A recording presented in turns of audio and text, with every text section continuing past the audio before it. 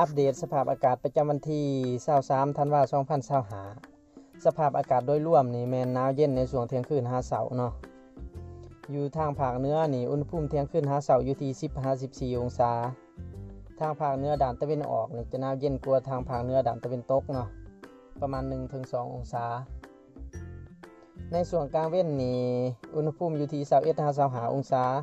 แล้วก็มีเมฆปกคลุมบางส่วนเป็นบริเวณกว้างมาเบิ่งทางภาคกลางนี่อุณหภูมิเที่ยงคืนหาเช้าอยู่ที่16-20 องศาตอนเที่ยงนี่อยู่ที่26-31 องศาแขวงเวียงจันทน์แขวงบุรีคำไส้แขวงคำมวนนี่อากาศหนาวเย็นส่วนแขวงไสสมบูรณ์นี่หนาวเย็นเทียบเท่ากับภาคเหนือเลย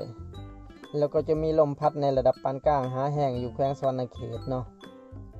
มาเบิ่งทางภาคใต้นี่อุณหภูมิเที่ยงคืนหาเช้านี่อยู่ที่19-21 องศาตอนเที่ยงอยู่ที่29-32 องศาเขตปากซองกระลึมดักจึงตะโอยสมวยเมืองซันไส้เมืองภูวงอุณหภูมิเที่ยงคืนหาเช้าอยู่ที่16-18 องศาและก็จะมีลมพัดในระดับคอยหาปานกลางอยู่บางเขตบางช่วงเวลาของภาคใต้เนาะ